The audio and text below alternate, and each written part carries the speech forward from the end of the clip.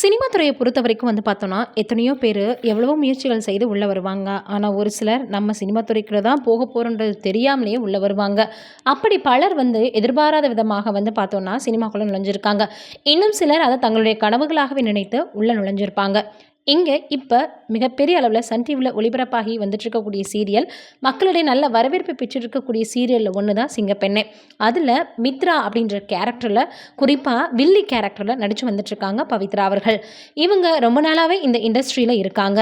இப்ப இவங்க சினிமாக்குள்ளயும் சரி, சின்ன திரையிலயும் சரி, வர்றதுக்கான காரணம் என்ன? எப்படி அவங்க உள்ள வந்தாங்க? அவங்க இந்த மாதிரி நடிக்கிறதுக்கெல்லாம் என்ன காரணங்கள் இருக்கு? அப்படின்ற பல விஷயங்கள தான் நம்ம இந்த வீடியோல போய் பார்த்து தெரிஞ்சுக்க போறோம். 1991 மார்ச் 23ல பிறந்திருக்கிறாங்க பவித்ரா. ஃபேமிலி ரொம்பவே ஸ்ட்ரிக்ட்டான ஃபேமிலியா. படிப்புக்கு ரொம்ப முக்கியத்துவம் கொடுக்கக்கூடிய ஃபேமிலியா. இவங்க பிஎஸ்சி ஆர்ட்ஸ் அண்ட் சயின்ஸ் படிச்சுட்டு, அதற்கப்புறம் எம்பிஏவும் முடிச்சிருக்காங்க. இதில என்ன ஒரு ஹைலைட் அப்படின்னு பார்த்தோன்னா, ஐடி கம்பெனில 3 இயர்ஸா அவங்க ஒர்க் பண்ணியிருக்காங்க. மாடலிங்கில இவங்களுக்கு மிகப்பெரிய பார்த்தோன்னா, ஐடியாலாம் எதுவுமே கிடையாது. ஆனா, இவங்க பார்த்தோன்னா நிறைய ஆங்கரிங் பண்ணுறத பார்த்துட்டு தான் இவங்களுக்கு சான்ஸ் கொடுக்க ஆரம்பிச்சிருக்கிறாங்க. சுட்டி டிவில தான் ஃபஸ்ட்டு இவங்களுக்கு சான்ஸ் கிடைச்சது. அதற்கப்புறம் ஆங்கரிங் நிறைய வெளியே பண்ணுறதெல்லாம் பார்த்துட்டு, பிறகு பார்த்தோன்னா, இவங்களுக்கு வாய்ப்புகள் சின்னதாக கொஞ்சம் கொஞ்சமாக கிடைக்க ஆரம்பிச்சிருக்கு. காவேரி கலாநிதி மாறன் அவர்கள் இவங்க பேசுகிறத பண்ணுறத பார்த்துட்டு, அவங்களே ரெக்கமெண்ட் பண்ணாங்களா, ஏன் நம்மளுடைய ப்ரொடெக்ஷனில் இவங்கள சேர்த்துக்க கூடாது அப்படின்ட்டு. அப்புறம் தான் சன் டிவில வரக்கூடிய எல்லா ஷோக்களுக்கும் இவங்களே வெளியில் ஆங்கரிங் பண்ணுறதுக்காக அனுப்பியிருக்கிறாங்க. வணக்கம் தமிழை பார்த்துட்டு இருக்கக்கூடிய எல்லாருக்குமே பவித்ரா அவர்கள் யாரு அப்படின்றது தெரியும். அதே போல் இவங்களுடைய தமிழ் உச்சரிப்பும் தமிழ் பேச்சும் ரொம்பவே சரளமாக அழகாகவும் இருக்குமா. இவங்களுடைய இந்த மாதிரியான பார்த்தோன்னா ஒரு பயணத்திற்கு காரணம் மீரா மிதுன் அவர்கள் தானா. அவங்க தான் ரொம்பவே இவங்களுக்கு ஊக்கப்படுத்தியிருக்காங்க. இன்னும் சொல்லணும்னா குறிப்பாக சாய்மா அவார்டு அப்படின்றதே ரொம்ப அதில் புலமையாக இருக்கவங்க, ஓப்பனாக சொல்லணும்னா எக்ஸ்பீரியன்ஸ் இருக்கிறவங்கள மட்டும்தான் அதில் ஆங்கரிங் பண்ண விடுவாங்க. ஆனால் இவங்க கொஞ்ச நாள்லேயே சாய்மா அவார்டுக்கு ஆங்கரிங் பண்ணியிருக்காங்க. 2017ல் மிஸ் சவுத் இந்தியாவை வின் பண்ணியிருக்காங்க.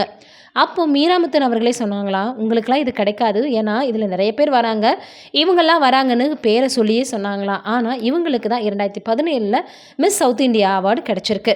அடுத்ததாக இவங்க இந்த மாதிரியான நடிக்கிறதுக்குள்ள சினிமாக்குள்ளே வந்ததுமே அவங்களுடைய ஃபேமிலியில் எந்த சப்போர்ட்டுமே கிடையாதான். ஃபஸ்ட்டெல்லாம் நீங்கள் 8 மணிக்கே உள்ளே வந்துடணும், அதே போல் மாடர்ன் ட்ரெஸ்லாம் போடக்கூடாதுன்னு தான் வீட்டில் சொல்லுவாங்களாம். இப்படியெல்லாம் கண்டிஷன்ஸ் இருக்கக்கூடிய வீட்டில் தான் வளர்ந்துருக்குறாங்க பவித்ரா. பிறகு போக போக பார்த்திங்கன்னா அவங்க நிறைய விஷயங்களை சினிமாவில் கற்றுக்க ஆரம்பித்தாங்க. ஃபுட்டை வச்சு ஒரு ஃபோட்டோ ஷூட் பண்ணியிருப்பாங்க. அது ரொம்பவே சமூக வலைதளங்களில் வைரலாச்சு, பேசக்கூடிய ஒரு விஷயமாக மாறிடுச்சு.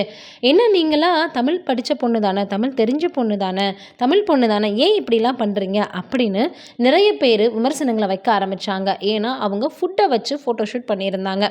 அதற்கு கேட்டதுக்கு, நான் நிறைய பேர் இங்கே பிரஸ்ட் கேன்சரால் அவதிப்பட்டு தவிக்கிறாங்க, அதே போல் அவங்களுக்கெல்லாம் ஒரு பார்த்தோன்னா அவேர்னஸாக இருக்கணுமே, விழிப்புணர்வாக இருக்கட்டுமே அப்படின்னு தான் பண்ணேன். என்ன குத்தம் சொல்கிறவங்க சொல்லிட்டு தான் இருப்பாங்க, அதுக்கெல்லாம் நான் பயப்படணுன்ற அவசியம் கிடையாது அப்படின்னு ரொம்பவே போல்டாக பேசியிருப்பாங்க. அடுத்ததாக சொப்பன சுந்தரி அப்படின்ற அந்த நிகழ்ச்சியை நடிகர் பிரசன்னா அவர்கள் தான் ஆங்கரிங் பண்ணியிருப்பார். நிலா அப்படின்ற சீரியலில் இவங்களுக்கு டூவல் கேரக்டரில் நடிக்கிறதுக்கான வாய்ப்பு கிடைச்சது. இதில் என்ன ஒரு ஆச்சரியம்னா, இப்போ அவங்க நடிக்கக்கூடிய கதாபாத்திரத்திற்கும் அந்த சீரியல் நடித்த கதாபாத்திரத்துக்கும் மிகப்பெரிய அளவில் வித்தியாசம் இருக்குது. ரொம்பவே ஹோம்லி லுக்கில், குறிப்பாக சொல்லணும் அப்படின்னா, இப்போ அவங்க நடிச்சிட்டு இருக்கக்கூடிய ப்ரெசன்ட் சீரியலில் ஆனந்தி கேரக்டரில் வரக்கூடிய அந்த கேரக்டர் தான் அவங்களுக்கு இருந்திருக்கும். அடுத்ததாக வைதேகி காத்திருந்தால நடிக்கிறதுக்கான வாய்ப்பு கிடைச்சது. நாம் இருவர் நமக்கிருவர் அப்படின்னு செந்தில் அவர்கள் கூட இவங்க பேர் பண்ணி ஒரு கிராமத்து பெண்ணாக நடிச்சிருப்பாங்க. பட வாய்ப்பு கூட இவங்களுக்கு வந்துச்சான். ஹீரோயினாக நடிக்கிறதுக்கான வாய்ப்பு கூட இவங்களுக்கு கிடச்சிருக்கு. சர்க்கார் திரைப்படத்தில் அங்கேயும் ஒரு ஆங்கரிங் ரோல் இவங்க ப்ளே பண்ணியிருப்பாங்க. அடுத்ததாக 50-50 படத்தில் யோகி பாபு, சேதுராமன் நடிச்சிருப்பாங்க. அதில் சேதுராமன் அவர்களுக்கு பேர் பண்ணி நடிச்சிருப்பாங்க. இதில் மிகப்பெரிய விஷயம் என்னென்னா, ஒரு முறை டைரக்டர் இவங்களுக்கு ரொம்பவே பார்த்தோன்னா கால் பண்ணி, நீங்கள் ஹீரோயினாக நடிக்க வரீங்களா அப்படின்னு கேட்டிருக்காரு. அதோடு மட்டும் இல்லாமல் பல விஷயங்களை அவளை ஓப்பனாக பேச, என்னால் இந்த மாதிரி அட்ஜஸ்ட்மெண்ட்லாம் பண்ண முடியாதுன்னு இவங்களும் ஓப்பனாக பேசியிருக்கிறாங்க. இன்னொரு புறம் பார்த்தோன்னா, ஒரு நடிகர் கூட இவங்க காதலில் இருந்திருக்காங்க.